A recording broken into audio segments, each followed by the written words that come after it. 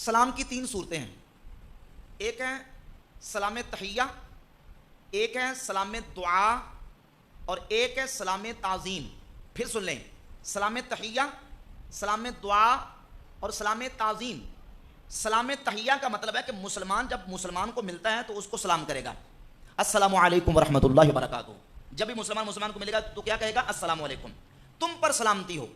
यह सलाम तहिया है।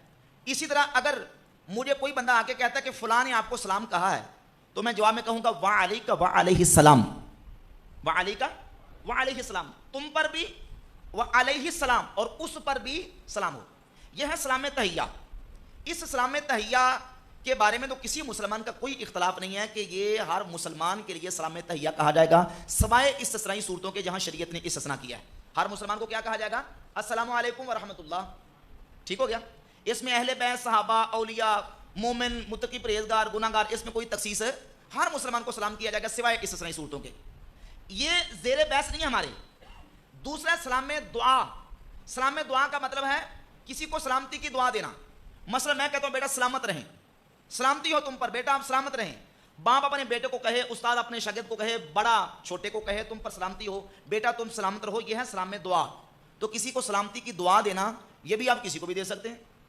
कोई बात समझ आ रही है ना? मुसलमान मुत्तकी परहेजगार को भी और अगर गुनाहगार भी उसको भी सलामती की दुआ दे सकते हैं। यह भी ज़ेरे बहस नहीं है। अगली तीसरी किस्म है सलाम की सलाम ताज़ीम। सलाम ताज़ीम यानी किसी को प्रोटोकॉल के लिए जब उसका नाम जिक्र किया जाए, उसका नाम लेके ताज़ीम के तौर पर, उसके नाम की ताज़ीम के तौर पर उसके लिए सलातो सलाम पढ़ा जाए। तो अहले सुन्नत का ये अकीदा है, नजरिया है, ला यजूज़ु तस्लियतु ला तजूज़ु तस्लियतु व तस्लीमु अला गैरिल अंबिया इस्तिक़लालन। जब हम गैर नबी का जिक्र करेंगे तो गैर नबी जो नबी नहीं है, गैर नबी के लिए इस्तिक़लालन सलातो सलाम ये जायज़ नहीं है। इस्तिक़लालन का मतलब क्या है?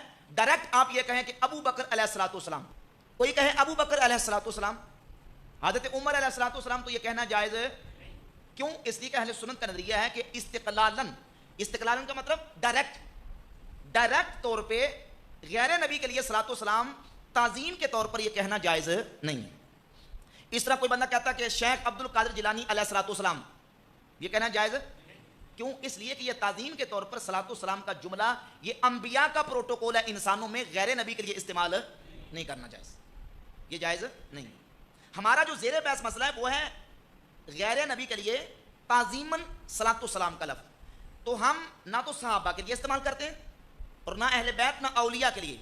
जब हम उनका जिक्र करते हैं तो कहते हैं रदियल्लाहु ताला अन्हु, रदियल्लाहु ताला अन्हु।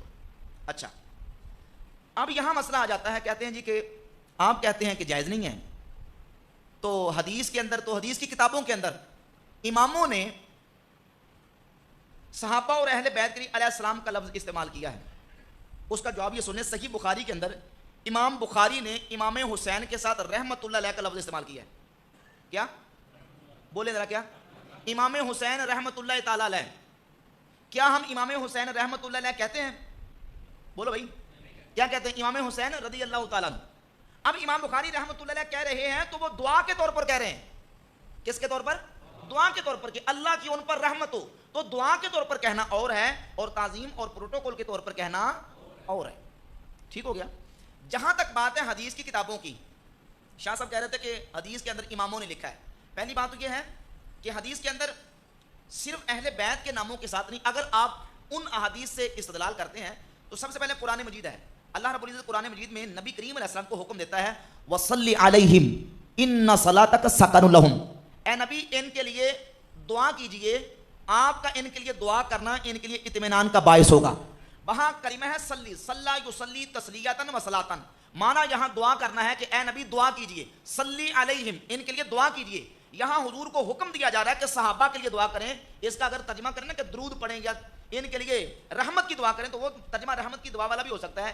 यहां दुआ का जिक्र है, यहां वो ताज़ीम वाले प्रोटोकॉल वाले सलातो सलाम का जिक्र है। एक सहाबी है अब्दुल्लाह बिन अबी औफा रदियल्लाहु ताला अन्हु, सही मुस्लिम के अंदर हदीस मौजूद है। नबी पाक अलैहिस्सलातु वस्सलाम की बारगाह में आए तो हुजूर ने दुआ की, अल्लाहुम्मा सल्ली अला आलि अबी औफा, अल्लाहुम्मा सल्ली अला आलि अबी औफा। अगर सल्ली का माना यहां दरूद ही करना है तो माना यह बनेगा या अल्लाह आले अबी औफा पर दरूद नाज़िल फरमा। तो हुजूर ने साहबी पर दरूद पढ़ा, भाई आगे समझ। साहबी पर दुरूद पढ़ा। इसी तरह एक और हदीस है, सैयदना साद रज़ियल्लाहु तआला अन्हु हुज़ूर अलैहि सल्लम की बारगाह में आए। सुनन अबी दाऊद और दीगर हदीस की किताबों में हदीस मौजूद है, नबी पाक अलैहिस्सलातु वस्सलाम ने हज़रत साद के लिए दुआ की, यानी दुरूद पढ़ा। वो दुआ के तौर पर है, दुआ वाला रहमत की दुआ और दुरूद और है, जिसका हम जिक्र कर रहे हैं वो ताजीम और प्रोटोकॉल वाला है, वो नबियों के साथ खास है, गैर नबी के लिए इस्तेमाल करना जायज़ नहीं।